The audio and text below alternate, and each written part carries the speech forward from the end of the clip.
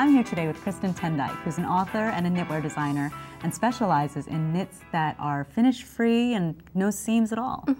This is a really cute sweater. It seems like a really good example of your style, which is kind of innovative constructions, you know, cool details, things like that. Yeah, this one's really one of the more simple designs in the book. It's knit from the top down, and it has just a couple increase rounds on the yoke. The sleeves are divided. And it's knitted circularly all the way? Yep, the whole thing's knit in the round. There's just a little bit of shaping here, and at the kind of an empire waistline, there's a casing with a drawstring tied through it. This is great. And just so you guys know, this is the actual back of the piece. The front of the piece has a very clean look to it with this great little kind of detail in the front. So how do you make this casing? It seems like something that you would have to make separately and then sew on. Nope, it's pretty easy. We'll start with a couple rows of stockinette stitch and then do a sort of buttonhole for the ties to come through.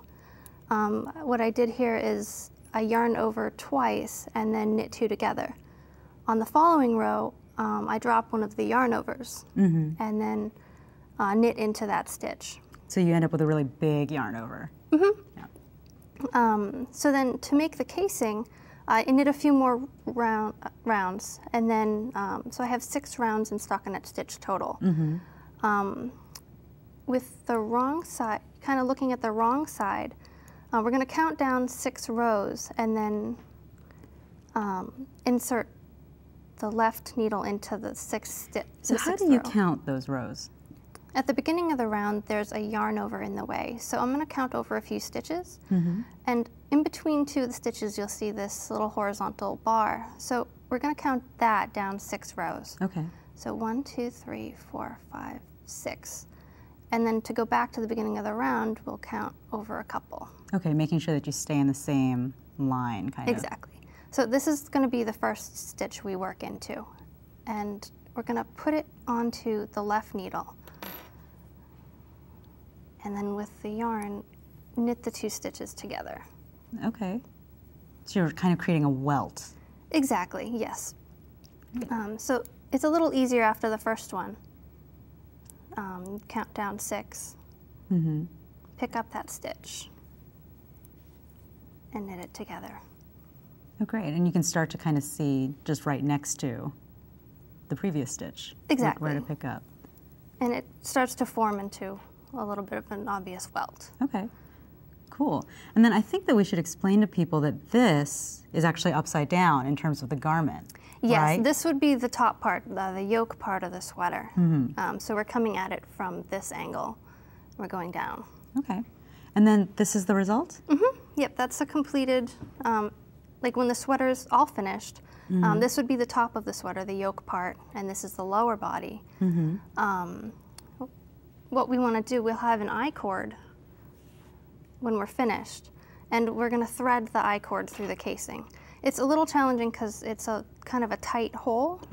So what I did is I left a long tail on the I-cord, and I thread it through a tapestry needle, and then I tied it into a knot to kind of keep it.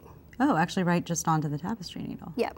Oh. And then I used the tapestry needle to thread through. What a great idea. Every now and then I would come up between a stitch and pull it through. It's a little tricky at first. And then on the opposite end of the casing, do you have another big eyelet, like to come out of, like we started with? It's just the one eyelet, and because it's folded in half, I see. It's the same eyelet you come out of. I see. And I just want to make sure that everybody has seen the front of this, because for such a simple sweater that's knitted all in one piece, it has a lot of details happening. There's this, how's this part shaped down here? If I remember correctly, I think that I put the increases along in the reverse stockinette section. And it's continued to work in the round, and that's the only waist shaping that there is on the lower part of the body. It's in the is in here, and then the seed stitch is just worked evenly. And of course you can shape the waist how you want once you're wearing it with the drawstring. And to me this is really emblematic of your style, where you're kind of really experimenting with how fabric works and how it goes together. Like this sweater down here, for instance, I think it's so cool that the pockets are actually done without seams. You're not sewing the pocket in. Right. What I did for that is at the beginning of the pocket, I knit one row where there's I knit one in the front and the back all the way across, and then slipped half those stitches onto a waist yarn to be worked behind the pocket. Oh, I see. So it really starts out as the same piece of fabric. That's really cool. And then it's divided in half and then rejoined again up here after the pocket's finished. And then this sweater is particularly interesting to me because the sleeve construction is so different from what you usually see.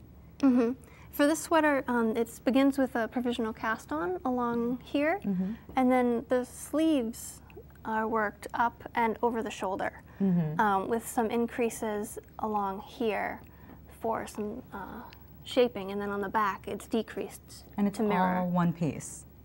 So it's a great sleeve that has no bulk, or it fits really well, but without needing to set in a sleeve at all. Exactly. And that's what you're all about, seam-free, finish-free knits. Exactly. Well, thanks so much, Kristen.